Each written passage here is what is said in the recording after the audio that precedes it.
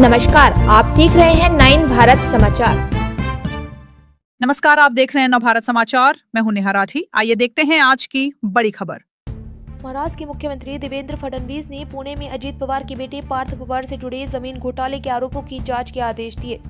पार्थ अजीत पवार की कंपनी पर 1804 करोड़ रुपए की प्रॉपर्टी के लिए 300 करोड़ रुपए की जमीन डील में गंभीर आरोप लगे। इस घोटाले में शामिल तहसीलदार को सरकार ने सस्पेंड कर दिया।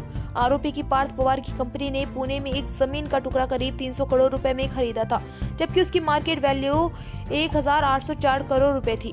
रिपोर्ट्स के मुताबिक डील के सिर्फ 2 दिन बाद ही स्टैंप ड्यूटी माफ करने का आदेश दिया गया था और कंपनी ने 300 करोड़ रुपए के ट्रांजैक्शन पर सिर्फ 500 रुपए स्टैंप ड्यूटी दी थी। संदर्भात सगळी माहिती मी मागवलेली आहे। महसूल विभाग असेल, आयजीआर असेल, लँड रेकॉर्ड्स असतील, या संदर्भातली सगळी माहिती मी मागवलेली आहे।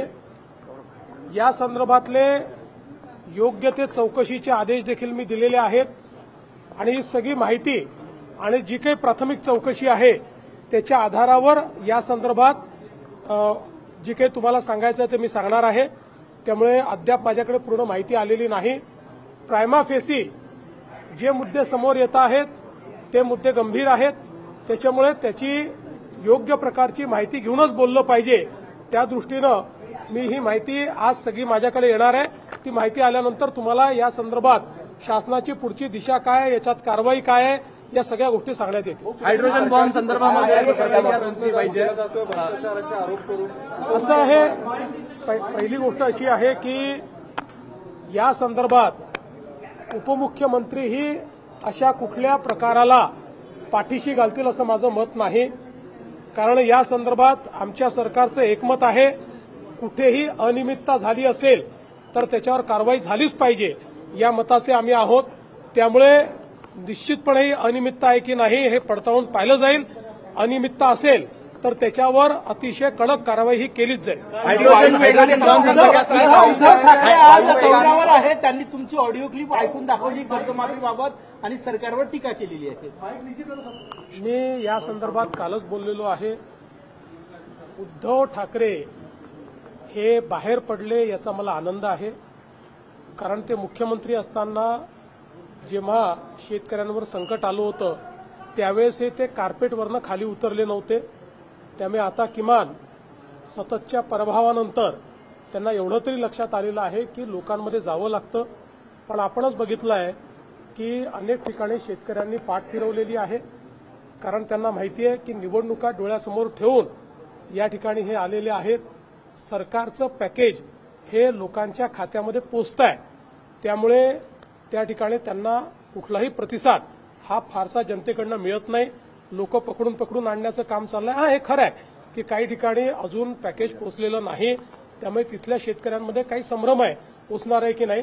पण जसं आम्ही सांगितलं, रोज जवळपास 600 कोटी रुपये हे आरबीआयच्या नियमानुसार त्या ठिकाणी आम्हाला द्यावे लागतात आणि त्याचं रिकन्सिलिएशन करावं लागतं, म्हणूनच पॅकेजला वेळ लागतोय।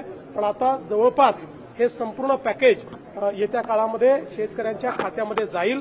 त्यामुळे मला असं वाटत नाही की निवडणुकीच्या तोंडावर कितीही प्रयत्न केला तरी देखील उद्धव ठाकरेंना फार रिस्पॉन्स मिळेल। राहुल गांधी यांनी कामठीबाबत आरोप केले होते। आता कामठीचे काँग्रेसचे उमेदवार सुनील भोयर यांचंच मतदान 2 ठिकाणी नोंदणी झालेली आहे, ते व्हायरल झालेलं आहे। राहुल गांधी ज्यावेळेस हायड्रोजन बॉम्ब म्हणतात त्यावेळेस ती फुसकी त्या ठिकाणी लवंगी असते, हे आता सगळ्यांच्याच लक्षात आलंय। काल तर ते स्वतःच असे सापडलेले आहेत की त्यांनीच मॉर्फ केलेला फोटो दाखवलाय असं काही चॅनल्सनी क्लिअर कट दाखवलेला आहे। त्या चॅनल्सनी जाऊन त्या वोटरची पडताळणी केली, वोटर तिथेच सापडले। फक्त राहुल गांधींनी त्यांचा चेहरा दुसरा दाखवलेला आहे, हे देखील त्या ठिकाणी लक्षात आलेलं आहे। त्यामुळे अशा प्रकारे हे जे काही राहुल गांधींचं काम चाललेलं आहे, कुठेतरी हा अजेंडा, हा जो काही आमचे वेगवेगळ्या आमच्या देशामध्ये लोकशाही योग्य पद्धतीने नांदू नये असा विचार करणारे जे आंतरराष्ट्रीय फोर्सेस आहेत, या फोर्सेसची विचारसरणी आणि राहुल गांधी यांची विचारसरणी हे आता एकत्र पाहायला मिळते आहे। त्याच्यामध्ये कुठलाही भेद नाही आहे। ते फोर्सेसही हाच प्रयत्न करतायत की भारताच्या लोकशाहीवरनं आणि लोकशाहीने तयार केलेल्या संस्थांवरनं जनतेचा विश्वास उठला पाहिजे आणि तेच प्रयत्न राहुल गांधी करतायत. यातनं शंकेला मोठा वाव तयार झाला. बिहारमध्ये निवडणूक आहे, हरियाणामध्ये आरोप. रवी भवनमध्ये जे काही बंगल्यांची दुरुस्ती होत्या मंत्र्यांची त्यावर कोट्यावधी रुपयांचा खर्च केला जातो. 1-1 कोटी रुपये एका बंगल्यांच्या मला आता याची कल्पना नाही. हे माझं काम नाही, पण तुम्ही माहिती दिली आहे तर ती माहिती घेईन. पीडब्ल्यूडी मिनिस्टर आणि पीडब्ल्यूडी विभागाला विचारेन. कुठेही फालतू खर्च होणार नाही हे आम्ही त्या ठिकाणी एन्श्योर करू.